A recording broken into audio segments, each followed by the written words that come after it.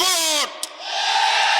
London থেকে ওই মুফতি সাহেব এসে জনগণের সমর্থন আদায় করতে না পেরে প্রশাসনকে ম্যানেজ করে, ডিপ স্টেটকে ম্যানেজ করে, কমিশনকে ম্যানেজ করে, সরকারকে ম্যানেজ করে ম্যানেজ ভোট আয়োজন করেছে।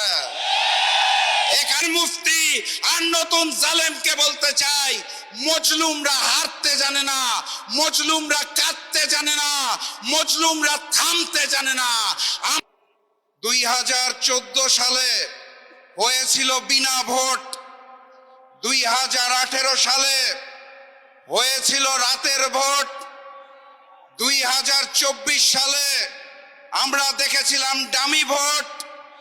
ফ্যাসিস্ট শেখ হাসিনার পতনের পর ভেবেছিলাম 2026 সালে হবে আসল ভোট, কিন্তু 2026 সালে হয়েছে ম্যানেজ ভোট। লন্ডন থেকে ওই মুফতি সাহেব এসে জনগণের সমর্থন আদায় করতে না পেরে প্রশাসনকে ম্যানেজ করে, ডিপ স্টেটকে ম্যানেজ করে, কমিশনকে ম্যানেজ করে, সরকারকে ম্যানেজ করে ম্যানেজ ভোট আয়োজন করেছে।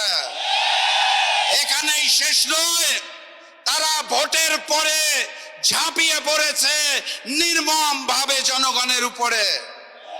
2018 সালে ধানের শীষে ভোট দেওয়ার জন্য যেভাবে করে গণধর্ষণ হয়েছিল, 2026 সালে এসে ধানের শীষে ভোট না দেওয়ার কারণে গণধর্ষণ আমরা দেখতে পেয়েছি। মুসলিম যখন জালিম হয়ে যায় তখন আল্লাহর আরশ কেঁপে ওঠে। আমি লন্ডনের মুফতি আর নতুন জালেমকে বলতে চাই, মজলুমরা হারতে জানে না, মজলুমরা কাঁদতে জানে না, মজলুমরা থামতে জানে না। আমরাও থামবো না ইনশাআল্লাহ। বিজয়ের পথে যাত্রা শুরু, জীবন অথবা মৃত্যু। আসসালামু আলাইকুম।